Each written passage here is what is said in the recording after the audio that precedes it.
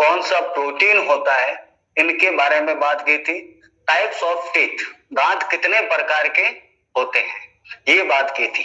देखो व्यवस्था के आधार पर यानी कि सिस्टम के आधार पर दांत तीन प्रकार के कल हमने पढ़े थे, थिकोडोंट, डाइफाइडोंट और एक थिकोडोंट पढ़ा था, डाइफाइडोंट और एक प्रकार और था उसका। तीन प्रकार के दांत पढ़े थे। आज हम टाइप्स मतलब व्यवस्था के आधार पर मनुष्य के अंदर दांत होते कितने प्रकार के हैं, वो तो व्यवस्था के आधार पर थे यानी कि सिस्टम के आधार पर। अब ह्यूमन बॉडी के अंदर माउथ में कितने प्रकार के दांत होते हैं, तो वो टीथ चार प्रकार के होते हैं। किस प्रकार से होते हैं देखिए, हमारे ये जबड़ा होता है, इसके अंदर आपने देखा होगा कि दो दांत इस प्रकार से चपटे दांत होते हैं, और यदि मैं इसको बीच से काट देता हूं, अगर लाइन दिएगा तो ये 1 पार्ट, 2 पार्ट, 3 पार्ट और 4 पार्ट, कल भी बताया था, इसके ऊपर आएगा। आपने देखा होगा कि इस तरह से दो इधर और दो इधर दांत, इस साइड में एक नुकीला दांत होता है, इसको बोलते हैं भैया कैनाइन, कैनाइन। और ये जो चार दांत आपको दिख रहे हैं, इनको बोलते हैं इंसिजर दांत, इंसिजर्स दांत। उसके जस्ट पास में ऐसे थोड़े चपटे दांत, चपटे प्रकार के होते हैं, इनको बोलते हैं मोलर देन प्री मोलर। अब ये इंसाइजर हो गए, ये कैनाइन और ये प्री मोलर। उसके बाद में मोलर दांत होते हैं, यानी कि मनुष्य के अंदर, ह्यूमन के अंदर चार प्रकार के दांत पाए जाते हैं। ठीक है, मैं फॉर्मूले के हिसाब से बताऊंगा, आपको रटने की आवश्यकता नहीं होगी, आप तो इतना समझ लो। मैं इस जबड़े को, जो निचला तलवा है, अपना तालू है, उसको चार टुकड़ों में बांट दिया। पहले को यानी कि नीचे तालू को दो भाग में, फिर ऊपर वाला जो होता है उसको भी दो भाग में, क्योंकि 16 दांत ऊपर टोटल और 16 दांत नीचे की तरफ होते हैं, तो टोटल 16 और 16 32 दांत टुकड़ों में बटा, तो 8 चौक 32 यानी कि 8 दांत के टुकड़ों में उनको बांट दिया। अब दांतों के प्रकार यानी कि दांत, टाइप्स ऑफ टीथ, दांत के प्रकार, टाइप ऑफ टीथ, कितने प्रकार के दांत होते हैं, तो मेजरली चार प्रकार के दांत होते हैं। पहला कौन सा है, कृतन,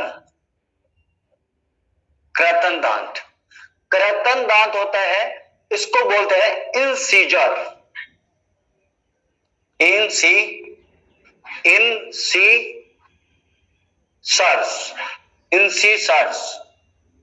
इंसीजर दांत। देन दूसरा है अपने कृतन, दूसरा है कैनाइन, कैनाइन, इसको बोलते हैं हिंदी में रदनक। और देन तीसरा है प्रीमोलर, इसको हिंदी में बोलते हैं अग्रचर्वक, चर्वक, अग्र चर्वणक, और इंग्लिश में इसको बोलते हैं प्री मोलर। और चौथे प्रकार का दांत होता है मोलर, जिसको बोलते हैं चौवर्णक, मोलर। ये चार प्रकार के दांत मनुष्य के अंदर, ह्यूमन के अंदर पाए जाते हैं। ये चार दांत होते हैं कौन से, इंसाइजर, इंसीजर, ये नुकीला दांत होता है इस टाइप से, इसको बोलते हैं कैनाइन, और जो ये दांत होते हैं उसको बोलते हैं प्रीमोलर, और ये दांत होते हैं उसको बोलते हैं मोलर। ये चार प्रकार के दांत होते हैं। अब बात यह आती है कि सर दांत आपने कल बताया था कि मिल्क टीथ, दूध या दांत, और वयस्क यानी कि अडल्ट पर्सन, उन दोनों में दांतों का फॉर्मूला जो है, टीथ फॉर्मूला, वो भी अलग अलग होगा, आपको भी पता है। लेकिन क्वेश्चन कहां से आता है, क्वेश्चन वहां से आता है जहां क्वेश्चन का बहुत, उसके लिए बेसिक नॉलेज चाहिए होता है आपको, मतलब कॉन्सेप्ट पता होना चाहिए। अगर मैं आपको जनरली पूछ लेता हूं इसी में ही, चलो एक क्वेश्चन पूछता हूं आपको बताना कि बच्चों में कौन से दांत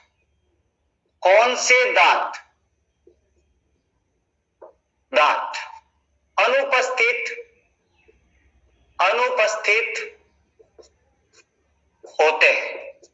बच्चों में कौन से दांत अनुपस्थित होते हैं? आप फटाफट से कमेंट में आंसर करके बताइए, यानी कि बच्चों में कौन से टीथ एब्सेंट होते हैं? आप कमेंट करके मेरे को बताइएगा कि सर ये दांत एब्सेंट होते हैं।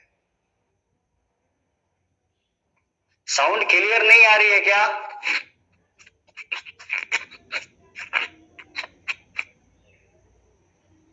मॉलर आंसर आ रहा है। मैं कह रहा हूं बच्चों में कौन से दांत एब्सेंट होते हैं?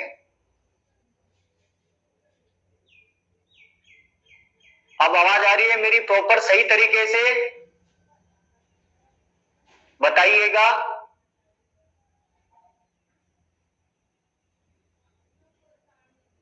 सब ठीक है ना? कमेंट करके बता दीजिएगा।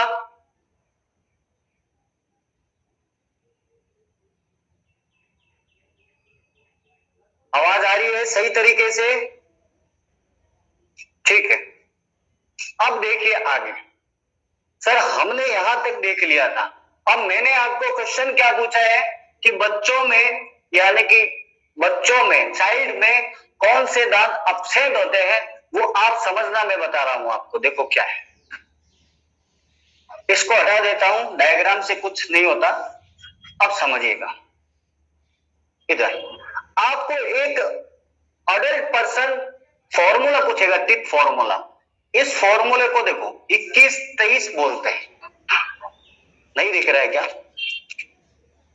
21-23 फॉर्मूला होता है, 2 1 2 3।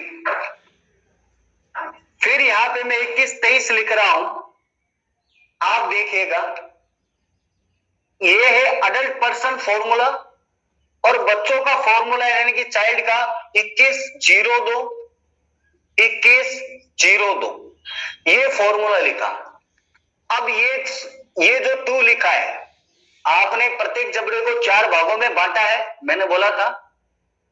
ये हो गया आपके इंसाइजर, ये हो गया कैनाइन, ये हो गया प्रीमोलर और ये हो गया मोलर दांत। ठीक है, अब 4 भागों में बांटा है आपने, तो देखो ऊपर के जबड़े की बात कर रहा हूं मैं। 2 को 4 से गुणा कर दो, कितना हुआ? 8। फिर 1 को 4 से गुणा किया, 4। फिर 2 को 4 से गुणा किया, 8। फिर 3 को 4 से गुणा किया, 12। ये अडल्ट पर्सन फॉर्मूला है। अब आप जोड़ लो इसको, 8 और 8 16, 16 और 4 20 और 12 32 हो गया।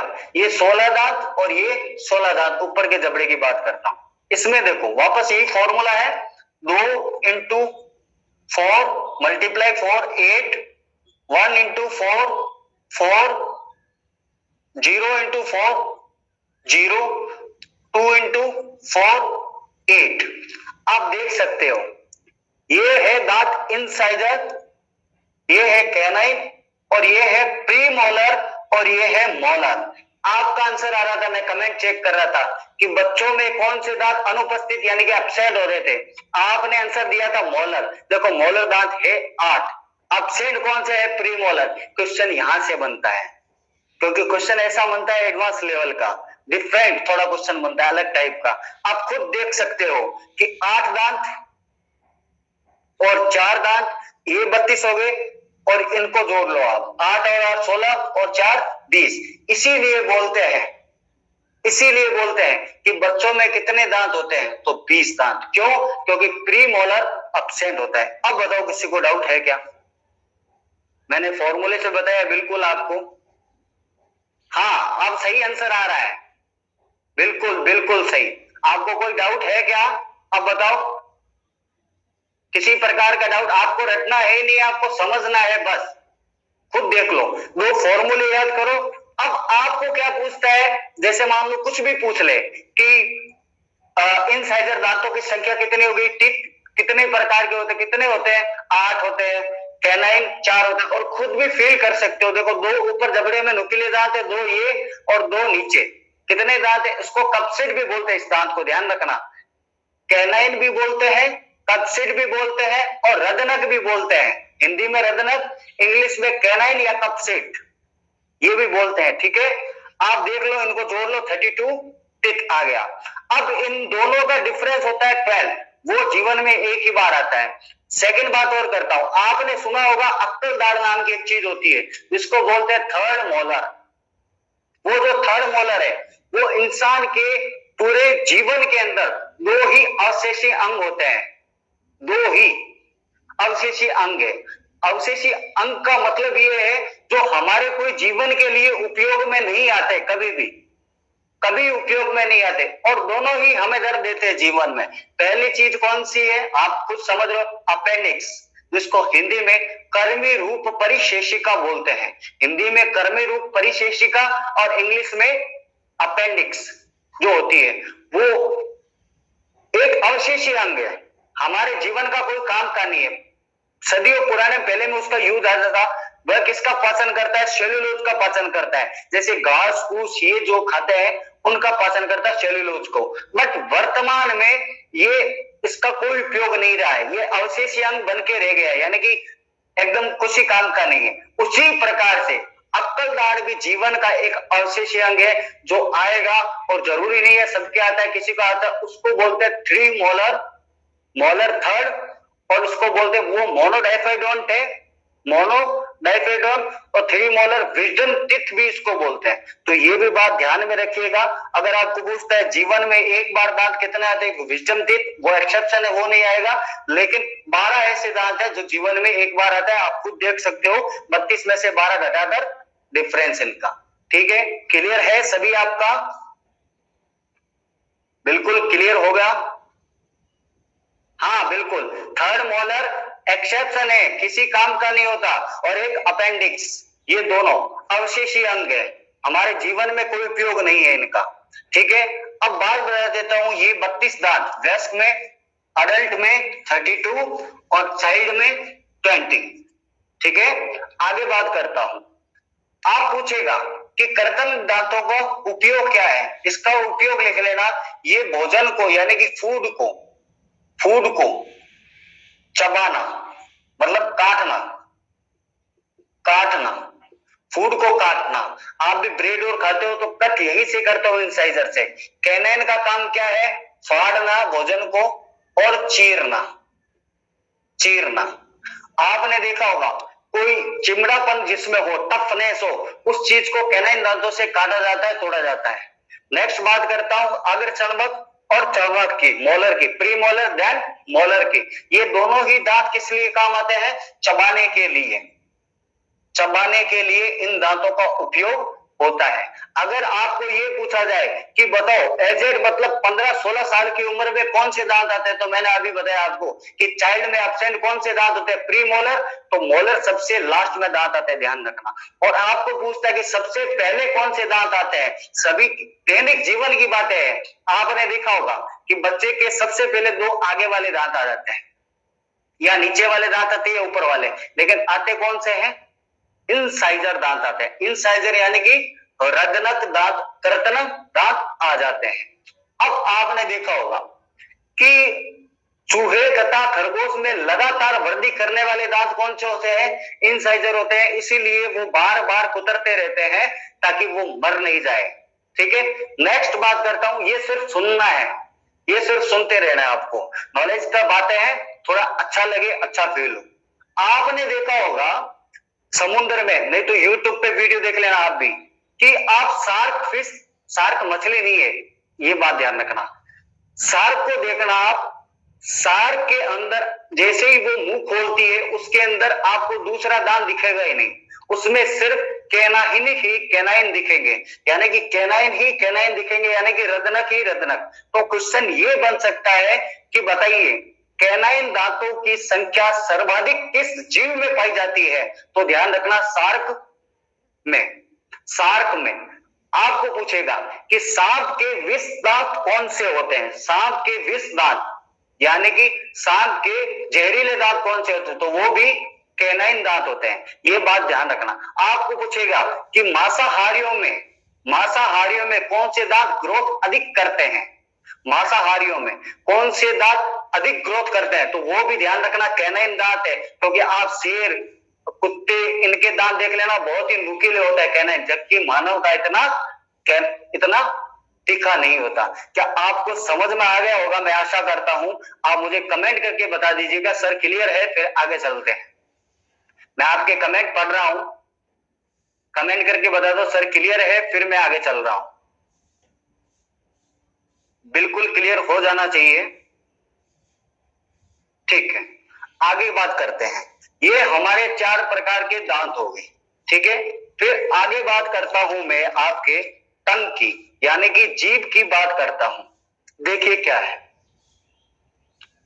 कल बता दिया था अब दांतों में कौन सी कोशिकाएं होती है। दांतों के बीच में पल्प कैविटी पाई जाती है और दांतों के ऊपर इनामेल सबसे कठोर भाग होता है। हाँ, 2 चीज और बता देता हूं भैया, ध्यान रखना। देखो, अगर आपको पूछता है कि हमारे दांत का सबसे कठोरतम भाग कौन सा है, सबसे कठोर भाग कौन सा है, तो वो एनामल है, यानी कि दंत वल्क है, टीथ सीमेंट, एनामल। अगर आपको पूछता है कि हमारे दांत का सबसे कठोरतम उत्तक कौन सा है, हमारे दांत का उत्तक नहीं, हमारे शरीर का, ह्यूमन बॉडी का सबसे कठोरतम यानी कि हार्ड टिश्यू कौन सा है, तो ध्यान रखना हड्डी होगी, हड्डी।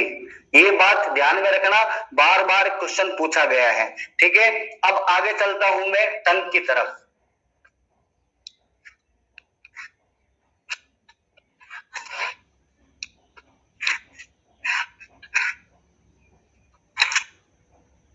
टंग की तरफ चलता हूं। देखिए, आपकी टंग एक मांसाहार मांस की संरचना होती है, लगभग इसी प्रकार की। इसके अंदर यहां पे बताने के लिए बता रहा हूं, और कुछ नोटेट लगे होते हैं, आपको नहीं पता चलेगा।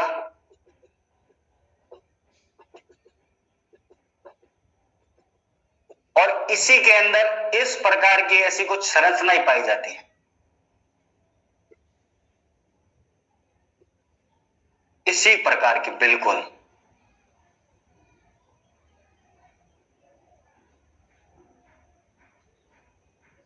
और कुछ ऐसे पेड़ पौधे आकार की संरचनाएं पाई जाती है। आपको सिर्फ समझना है, आपको क्वेश्चन कहां से आएगा वो बता दूंगा, आएगा क्वेश्चन बता दूंगा। बहुत डीप लेके चल रहा हूं, ताकि उसको बोलेंगे कि तू बना, पेपर बनाने वाला तू है, करने वाले हम हैं। इसी प्रकार की संरचना होती। आप देख रहे हो कि जो एकदम पीछे के भाग में होती है, जो सर्किल आपको दिख रहा है, ये सर्किल, हिंदी में भी नाम यही है और इंग्लिश में भी यही, ध्यान रखना। इसको बोलते हैं सरकम वेलेट, इसको बोलते हैं सरकम वेलेट, सरकम वेलेट। आप जो देख रहे हो ये इस प्रकार की आकृति, इसको बोलते हैं fungi form, fungi form, fungi form बोलते हैं इसको, ठीक है।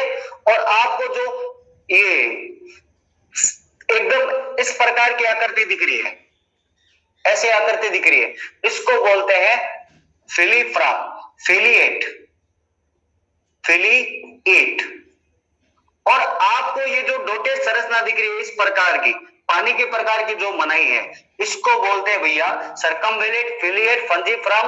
और इसको एक सरकमवेलेट, फिलिएट, फंजीफ्राम और फिलीफ्राम और फिलीफार्म बोलते हैं इसको। ये 4 प्रकार के पेपिला पाए जाते हैं हमारे जीभ के अंदर। हमारे जीभ के अंदर 4 प्रकार के पेपिला पाए जाते हैं। अब इन पेपिलों का कार्य क्या होता है? इन पेपिलों का कार्य होता है, देखिए, हमारे टंग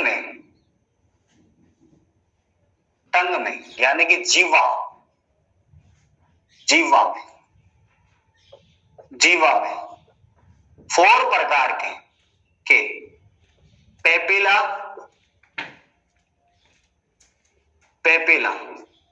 यानी कि इसको पेपल्स भी बोलते हैं, पेपल्स पाए जाते हैं।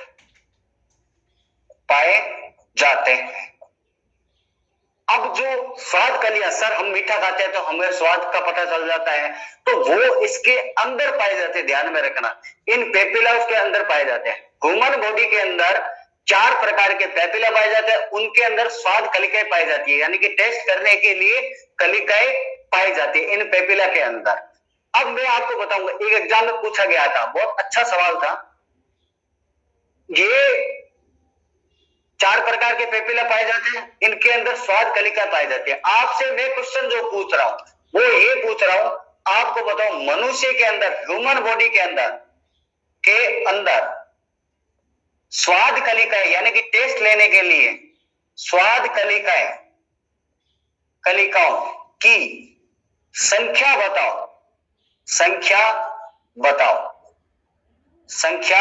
बताओ। आपसे मैंने ये क्वेश्चन पूछा है कि मनुष्य के अंदर स्वाद कलिकाओं की संख्या बताओ। आपको कमेंट करके आंसर देना है। आप सोच लो 30 सेकंड, 1 मिनट के लिए। क्या सर क्वेश्चन दिख रहा है अच्छी तरीके से? आपको आंसर देना है, ठीक है। अब मैं इसके भाग बता रहा हूं आपको, आप सोच लो इसका आंसर, फिर मैं बाद में बता दूंगा आपको। देखिए, इसको बोलते हैं अग्रभाग एपेक्स भाग बोलते हैं, अग्रभाग। नेक्स्ट बात करता हूं, आप देख रहे हो इस भाग को, ठीक है, इसको बोलते हैं साइड यानी कि पार्श्व। इधर लिख देता हूं, पार्श्व, इसको बोलते हैं साइड। देन मैं बात करता हूं पीछे वाले भाग की, यानी कि पश्च भाग, इसको बोलते हैं भैया रियर साइड। ये 3 प्रकार के होते हैं। अब मेरी बात सुनो, मैंने क्या किया, आपने सुना होगा, आप शादी में जाते हो, आप क्या करते हो, कोई भी मैंगो शेक और पी के देख लेना कभी।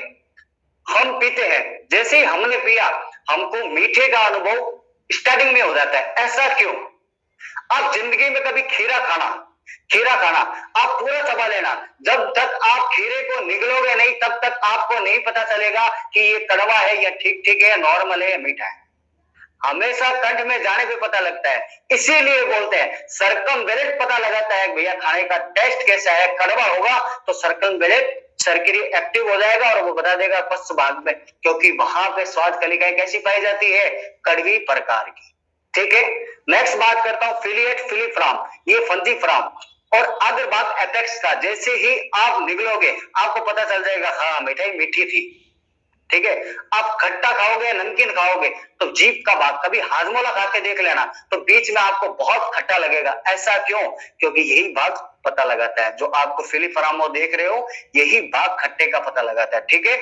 आप मेरे को आंसर देना, मनुष्य के अंदर स्वाद कलिकाएं की संख्या बताओ। जो ये आंसर दे देगा उसका नाम ले रहा हूं मैं, फटाफट से आप आंसर देना कि कितनी होती है मनुष्य के अंदर स्वाद कलिकाएं, कितनी होती है। द टाइप्स ऑफ टेस्ट 4 प्रकार के दे रहे हो आप?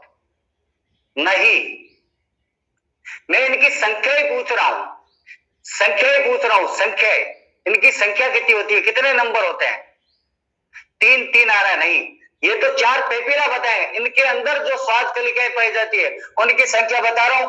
रेलवे जेईई में पूछा गया क्वेश्चन है, ध्यान रखना, और किसी एग्जाम में नहीं पूछा गया, लेकिन हमारा तो काम है ना, हम बहुत सारा कुछ दे दे आपको ताकि कहीं से भी उखाड़ सको आप क्वेश्चन।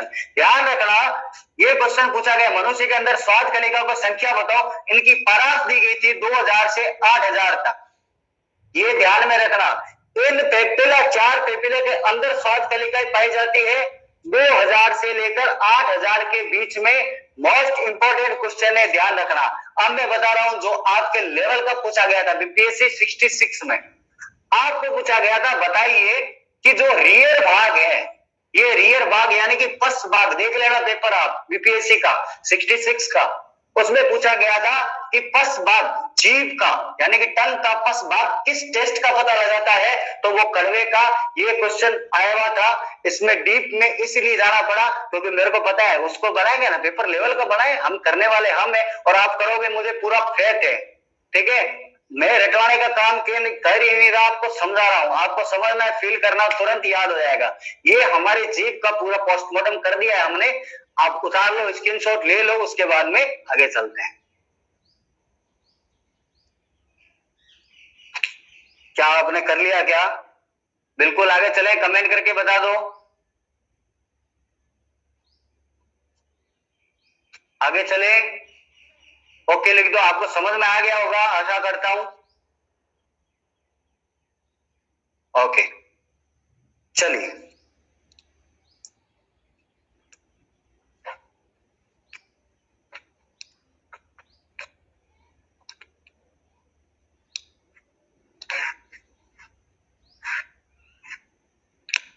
अब बात करता हूं। आपने खुद ने देखा होगा कि अब दांत पढ़ लिए हमने, हम की जीभ कर ली, इसके पीछे हम जाते हैं तब क्या होती है, एक ग्रसनी नाम की चीज आती है यानी कि फेरिंग्स। ह्यूमन बॉडी होती है लगभग इसी प्रकार की,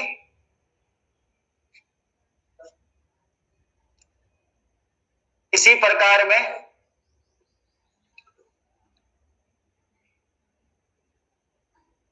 यहां से वो भोजन खाएगा, उसको जीभ जो है, हमारे मुख के अंदर दो एंजाइम्स पाए जाते हैं, दो प्रकार के एंजाइम्स पाए जाते हैं। जैसे ही आपने मुख के अंदर भोजन रखा, ये भोजन आपने रख लिया, आपने उस भोजन को क्या किया, चबाया। वेरी मोस्ट इंपोर्टेंट क्वेश्चन बता रहा हूं, ध्यान रखना, जो मैं बोलता हूं उस पर भी पूरा गौर करना। और मैं आपके कमेंट तुरंत देख रहा हूं, आपको फीलिंग ही नहीं आने दूंगा कि ऑनलाइन चल रहा है या ऑफलाइन, ऑफलाइन की ही फीलिंग आएगी। मैंने भोजन को खाया, मैंने चबाया, क्वेश्चन ऐसा आएगा, आप बताइए कि भोजन जो मुख में चबा लिया जाता है, लार के साथ में बिल्कुल मिक्स हो जाता है, उसे क्या बोलते हैं? उसके तीन नाम है भैया, ऑप्शन में मिलेगा, ध्यान रखना। पहला मिलेगा बोलस, दूसरा कायल और तीसरा कायम। क्या बोलते हैं उसको? तो ध्यान रखना, जो मुख के अंदर जो सलाइवरी ग्लैंड्स है, उससे जो एंजाइम्स निकलते हैं, वो मुख के अंदर पूरा भोजन एकदम उसमें मिल जाता है, उसको भैया बोलते हैं बोलस। तो ध्यान रखना, मुख के अंदर, मुख में भोजन का, भोजन को, मुख में भोजन को बोलस कहते हैं। इंग्लिश में भी यही नाम है, हिंदी में भी यही नाम है, उसको बोलस कहते हैं। अब आपने क्या किया, ये भोजन चबाया, यहां जीभ थी, दांत थे, दांतों ने यांत्रिक पाचन किया और जीभ ने अपना काम किया। जो सलाइवरी ग्लैंड से बाद में पढ़ेंगे अपन, जब ग्लैंड्स पढ़ेंगे। भोजन को चबाया, भोजन गया अंदर। अब जैसे ही अंदर जाएगा, जैसे ही अंदर जाएगा ना, तो आगे की तरफ यहां पे दो चीज मिलती है, उसको दो पाइप मिलती है, दो पाइप के आगे वाली पाइप है, इसी प्रकार से निकल जाती है, और एक पीछे की तरफ पाइप जाती है, एक पीछे की तरफ पाई जाती है पाइप। ये हल्की सी पीछे की तरफ होती है, यानी कि रियर, पीछे की तरफ होती है, और ये अपेक्स आगे की तरफ होती है।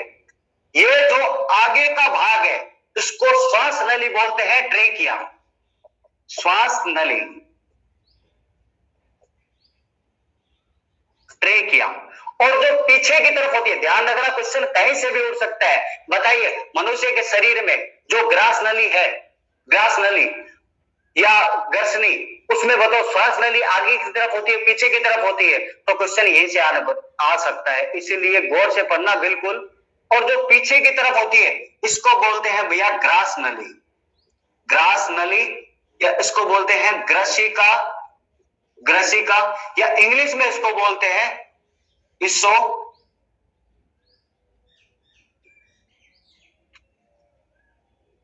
इसो, इसोफेगस, ग्रास नली, ग्रसिका या इसोफेगस बोलते हैं। अब सुनना मेरी बात, ये जो ग्रसनी दिख रही है आपको, ये ग्रसनी, इसको बोलते हैं फेरिंग्स, ग्रसनी, या इसको बोलते हैं फेरिक्स, फेरिक्स बोलते हैं इसको। अब मेरी बात सुनना भैया, आप क्या फील कर रहे हो उस चीज को? हम ग्रसनी के, हम मुख में पाचन कर रही है, जो बोलस गया किसके अंदर? गले के अंदर। गले के अंदर उसको एक आकृति मिलती है इस प्रकार की, आपने देखा होगा, नहीं तो मुंह खोल के देख लेना। जैसे ही यानी कि ट्रेकिया और इसोफेगस के बीच में एक, आप मुंह खोल के देखोगे, एक लटका हुआ मसालदार संरचना मिलती है मांस की, उसको क्या बोलते हैं? ध्यान रखना, उसको बोलते हैं गांठी ढक्कन। गांठी ढक्कन, या इसी को बोलते हैं भैया एपिग्लोटिस वाल्व। इसी को ही एपिग्लोटिस वाल्व बोलते हैं। अब मैं इनके बारे में बताऊंगा आपको। आप क्या देख रहे हो? ये आपने अच्छी तरीके से समझा होगा तो देखो। अगर मैं आपको पूछता हूं, बताइए फूड और एयर का कॉमन भाग कौन सा होता है, यानी कि कॉमन पार्ट कौन सा होता है? हिंदी में बात करें तो बताइए वायु तथा भोजन का उभयनिष्ठ पथ कौन सा है? आप कमेंट करके बताओ, आंसर आने लग जाएगा।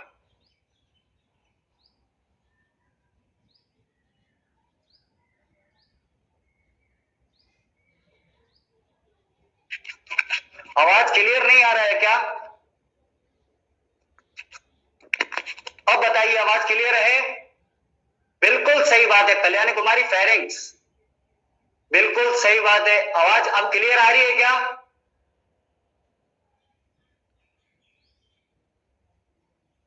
ठीक है। अब देखिए आप, अब आगे वाली क्या हो गई? आगे वाली ट्रेकिया श्वास नली, और पीछे वाली ग्रास नली, इसको ग्रेसिका भी बोलते हैं और इंग्लिश में इसोफेगस भी बोलते हैं। अब आप देख रहे हो कि कॉमन पार्ट एक ही है, क्या है? ग्रसनी फेरिंग्स। अब एक बात बताओ, मुख के अंदर कार्बोहाइड्रेट का पाचन हुआ था, कल मैंने बताया था, ठीक है? क्या ग्रसनी में कुछ पाचन हुआ है क्या? नहीं हुआ। ये क्या काम कर रहा है? फूड को आगे ले जाने का, और पाचन यानी कि डाइजेशन इसमें हो ही नहीं रहा। जैसे ही आगे गया तो एपिग्लोटिस वाल मिल गया।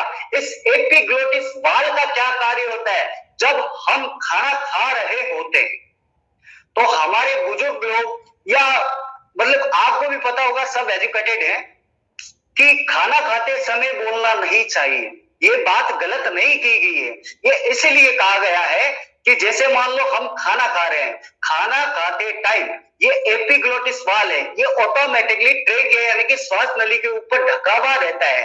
तो जैसे ही हम बोलते हैं तो कुछ भोजन का अंश जो है फूड का, वो ट्रेक यानी कि श्वास नली में जाता है। इसी प्रकार हम जब खाना खाते समय बोलते हैं तो अचानक से हमें खांसी आने लगती है, वही रीजन है, इसीलिए बोलते हैं कि खाना खाते समय हमें बोलना नहीं चाहिए, इसीलिए बोलते हैं। तो ध्यान में रखना, जैसे ये गांठी ढक्कन ऑटोमेटिकली कहा जाता है खाना खाते समय ट्रेकिया पे श्वास नली को ढक देता है। अब जब खाना नहीं खा रहे हैं या बोल रहे हैं, आपको पता है बोलने के लिए आवाज की, एयर की आवश्यकता होती है, तो वो कौन देगा?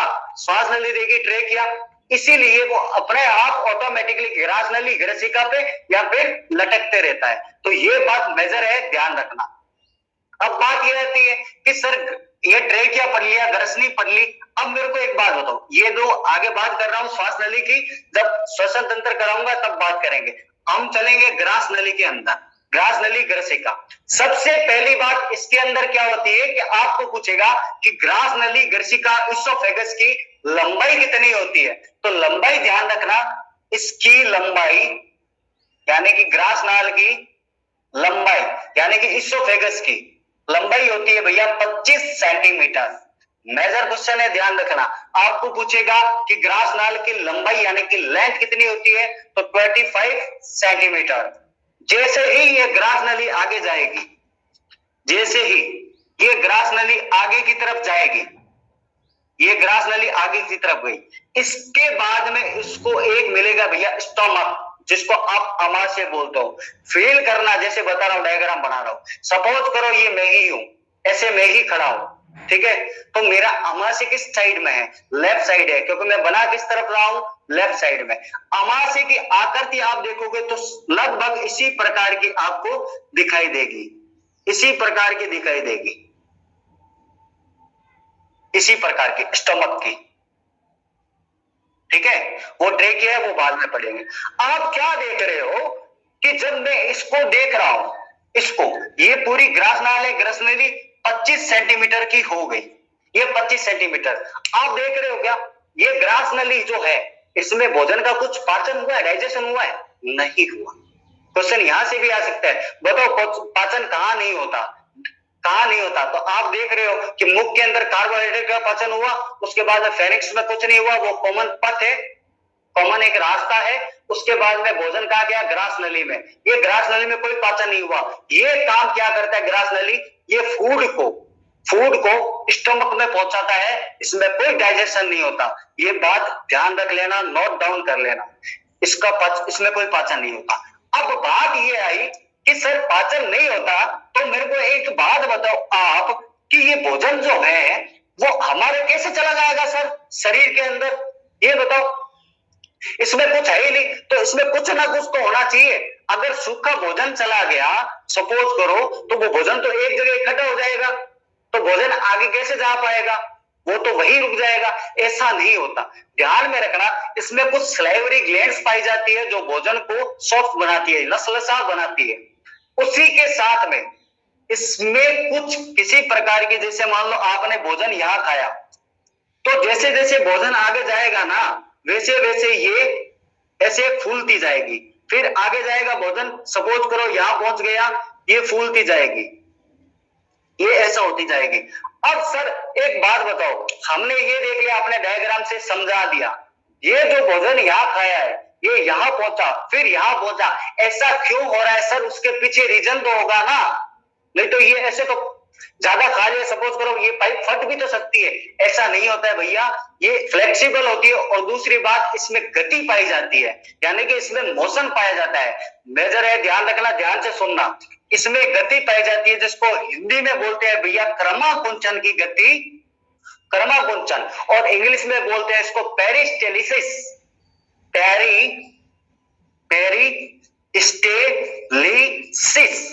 पेरिस्टेलिसिस बोलते हैं, और हिंदी में क्रमाकुंचन बोलते हैं। आपको पूछेगा बताओ ग्रास नली में अमाशय में भोजन किसके द्वारा, बताओ ग्रास नली के अंदर कौन सी गति पाई जाती है जिसके द्वारा पहुंचता है? तो आपका आंसर क्या होता? क्रमाकुंचन हिंदी में और पेरिस्टेलिसिस इंग्लिश में, ये पाया जाता है। क्या आपको बिल्कुल अच्छी तरीके से समझ में आ गया होगा? मैं आपके कमेंट देख रहा हूं। लेरिंग्स भी बताएंगे, आप चिंता मत कीजिए, लेरिंग्स भी बताएंगे। आप फेरिंग्स समझ गए हो ना, लेरिंग्स भी बताऊंगा मैं। अभी बस लेरिंग्स पे ही चलूंगा जस्ट एक सेकंड के अंदर। यहां तक किसी को दिक्कत है क्या? कमेंट करके बता दो ताकि मेरे को पता चल जाए, फिर आगे चलता हूं। ओके है सब ओके है?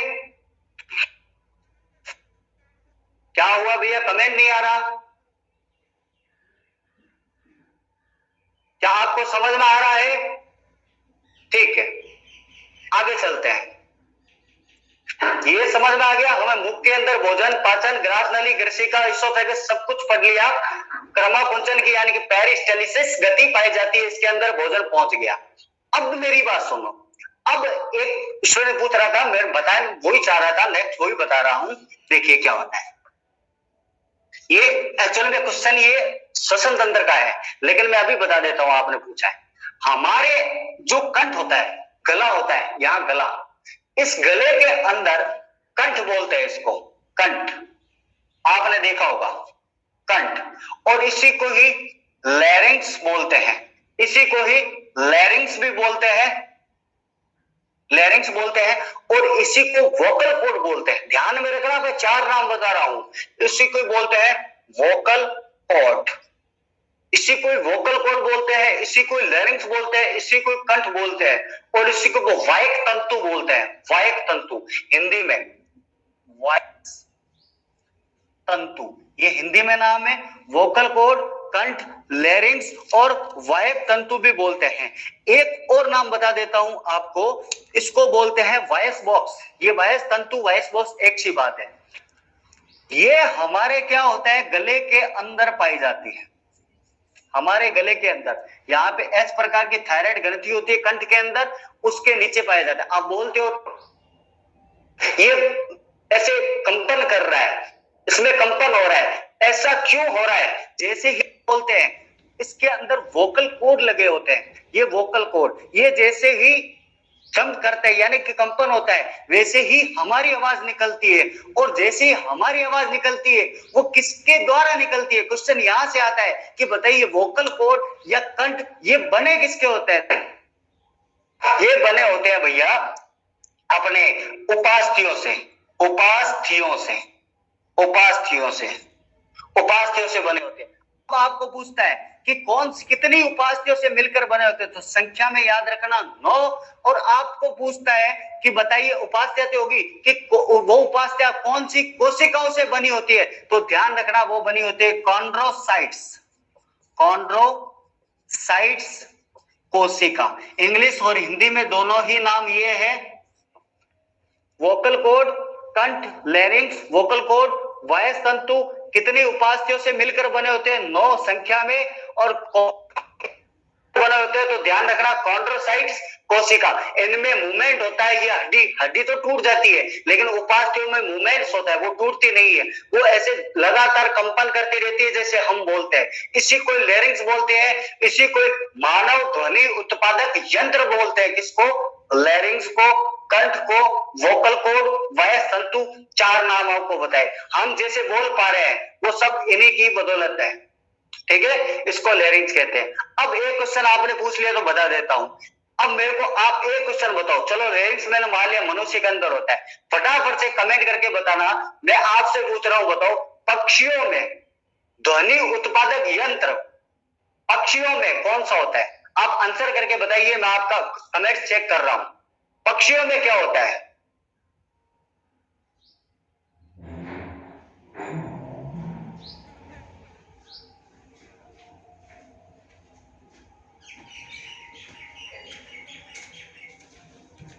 कल्याणी कुमारी, पेरिस्टोलिक मसल्स होता है या मूवमेंट्स, वो मतलब जंप करता है, कंपन करता रहता है।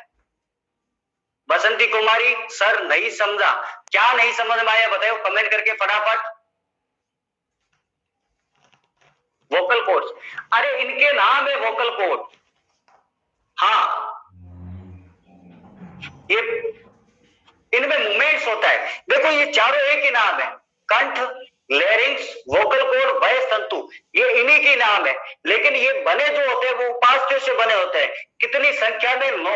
और ये कॉन्ड्रोसाइट्स कोशिकाओं से बने होते हैं, सेल से बने होते हैं। आपको पता है हमारी बॉडी की छोटी से छोटी इकाई यानी कि यूनिट क्या है? सेल है, तो वो कोशिका है, ठीक है। ये पूरा है मानव ध्वनि उत्पादक यंत्र, यानी कि मनुष्य जो बोल पा रहा है, साउंड कर पा रहा है, उसी को लैरिंक्स बोलते हैं। और कंठ को इंग्लिश में लैरिंक्स बोलते हैं। और जो 9 उपास्थ्य हैं उनको वोकल कॉर्ड बोलते हैं, वायस तंतु बोलते हैं इनको। अब समझ में आ गया होगा, इन उपास्थ्यों को वोकल कॉर्ड और वायस तंतु बोलते हैं। संख्या में 9 होती है और कॉन्ड्रोसाइट्स कोशिकाओं यानी कि सेल से बनी होती है। अब बताओ नहीं समझ में आया तो? अब आ गया होगा। बर्ड्स में किस किस क्या होता है वो मेरे को बताओ। वोकल कॉर्ड्स बर्ड्स में नहीं होता। जैसे आप बोल रहे हो ना, जैसे मनुष्य के अंदर ह्यूमन बॉडी में लैरिंक्स बोलते हैं, वैसे ही पक्षियों में बताओ क्या बोलते हैं उसको? लैरिंक्स बोलते हैं या कुछ और बोलते हैं? मैं ये सुनना चाह रहा हूं आपसे। उसको लैरिंक्स बोलते हैं या कुछ और बोलते हैं वो बताओ।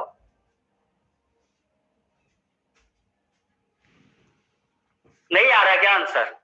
ध्यान में रखता, वो क्वेश्चन नहीं पूछता ऐसा, लेकिन आपसे पूछ लिया आपकी नॉलेज बढ़ाने के लिए।